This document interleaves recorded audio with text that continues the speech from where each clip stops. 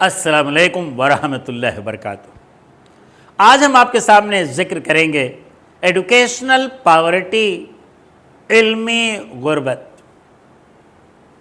आप समझ रहे होंगे कि इल्मी गुर्बत क्या है। इल्म रोशनी है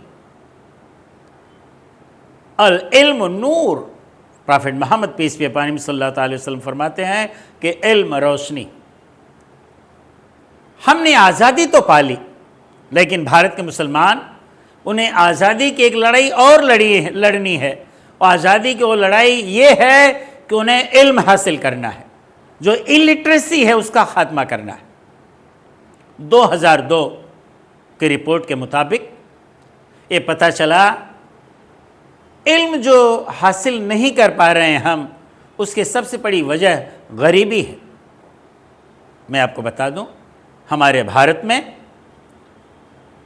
121 करोड़ लोग गरीबी रेखा के नीचे हैं और हमारे मुसलमान 6% अपनी इनकम का सिर्फ इल्म, शिक्षा और स्वास्थ्य, हेल्थ पर खर्च करते हैं। सिर्फ 6%। और बाकी जो है खाने पीने, रहन सहन में खर्च करते हैं और दीगर चीज़ों पर।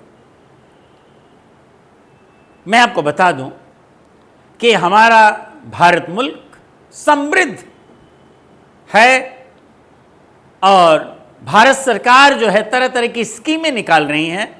ये और बात है कि स्कीम अच्छी तरह से लागू नहीं हो पा रही है। बच्चों के लिए क्राई है, CRY। C का मतलब चाइल्ड, R का मतलब राइट, Y का मतलब यू। यानी बच्चों के जो हुकूक हैं वो हमें उन्हें देना है और सबसे बड़ा हक ये है कि उन्हें पढ़ाना है, इल्म से आरास्ता करना है। अब सवाल ये उठता है कि गरीबी का रीज़न क्या है, कारण क्या है। नंबर 1 कारण तो यह है कि 80% जो रिसोर्सेस है वो सिर्फ 20% लोगों तक सीमित हैं।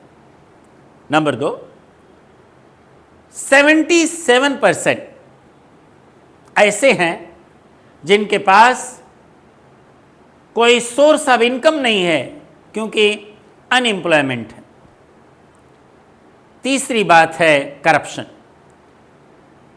हमारे भारत में तरह तरह की नीतियां अपनाई गई, तरह तरह के जो है सिस्टम्स लाए गए, लेकिन करप्शन पर फिर भी हमारा पूरा कंट्रोल ना हो पाया। 30 से 35% सिर्फ ज़रूरतमंदों तक पहुंच रहा है।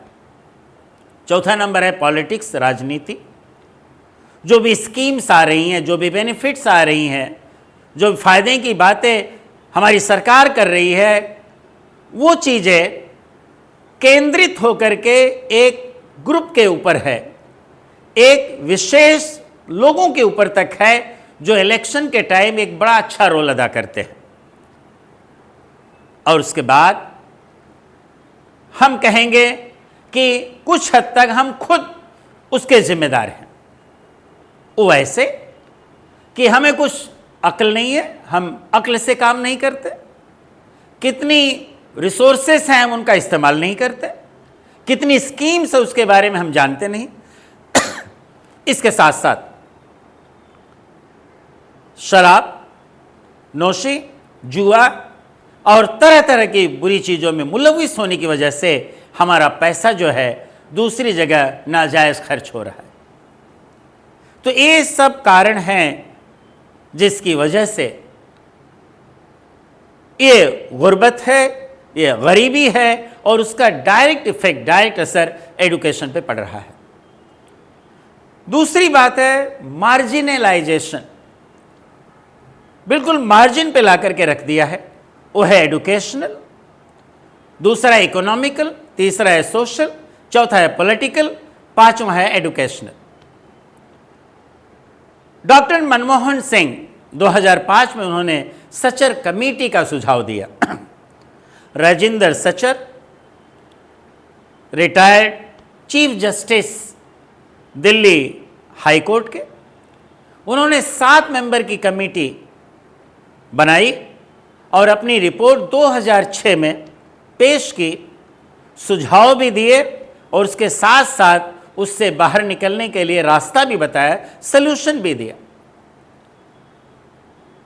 उनकी रिपोर्ट के मुताबिक जो 30 नवंबर 2006 में पब्लिक हुई कि मुसलमानों की आबादी 14% है, 14%, जो 17 से 20% हो जाएगी 2100 तक, 2100 तक। दूसरी बात उन्होंने बताई कि मुस्लिम पर्सनल्स जो है, मुस्लिम्स जो है, इनका कंट्रीब्यूशन, इनका रिप्रेजेंटेशन, इनकी नुमाइंदगी हर फील्ड में इनकी पॉपुलेशन, इनकी जनसंख्या के हिसाब से बहुत कम है।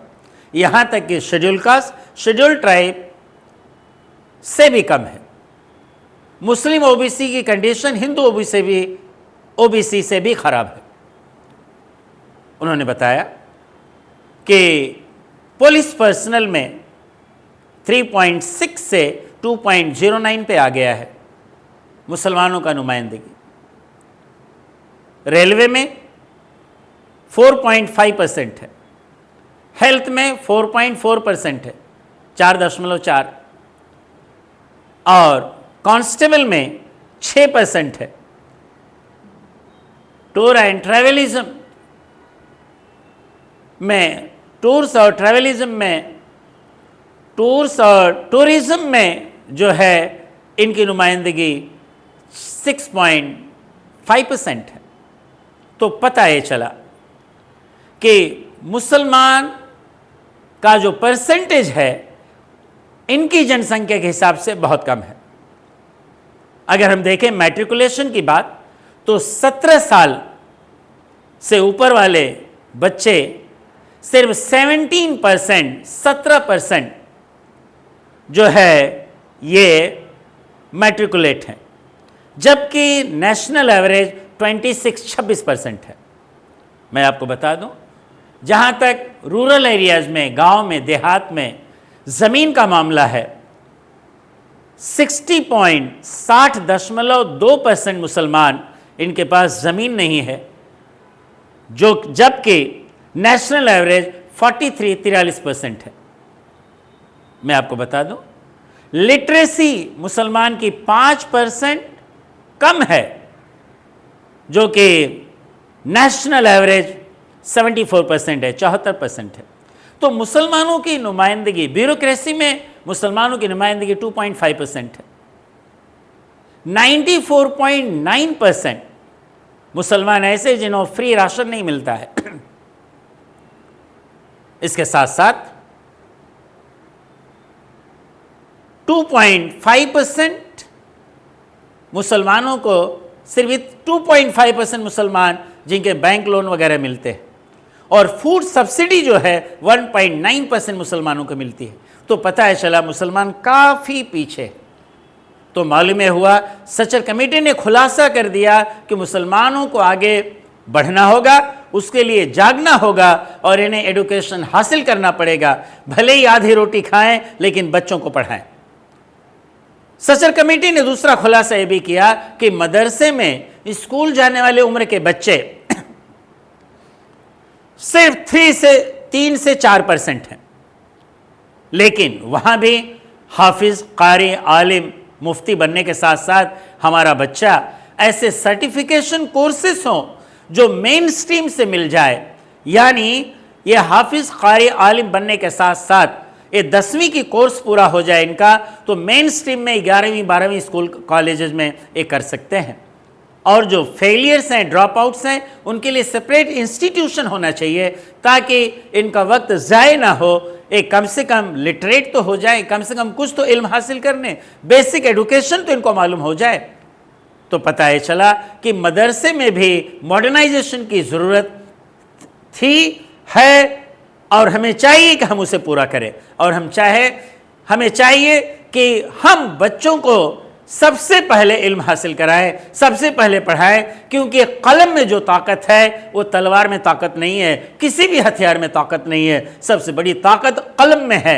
और सबसे पहली वही जो पैगंबर मोहम्मद सल्लल्लाहु अलैहि वसल्लम पर उतरी वो इल्म के मुतालिक थे। अक़रा बिस्मि रब्बिकल्लज़ी खलक़ खलक़ल इंसान मिन अलक़ अक़रा व रब्बुकल अकरम अल्लज़ी अल्लमा बिल क़लम अल्लमल इंसान मा लम यअलम। पढ़िए अपने रब के नाम से जिसने पैदा किया, पढ़िए अपने रब के लिए जो बहुत करीम है, पढ़िए अपने रब के नाम से जिसने पैदा किया और जिसने इंसान को पैदा किया खून के फुटक से। पढ़िए अपने रब के लिए जो बहुत करीम है, जिसने कलम का इस्तेमाल सिखाया इंसान को जो वो न जानता था। अस्सलामु अलैकुम व रहमतुल्लाहि व बरकातहू।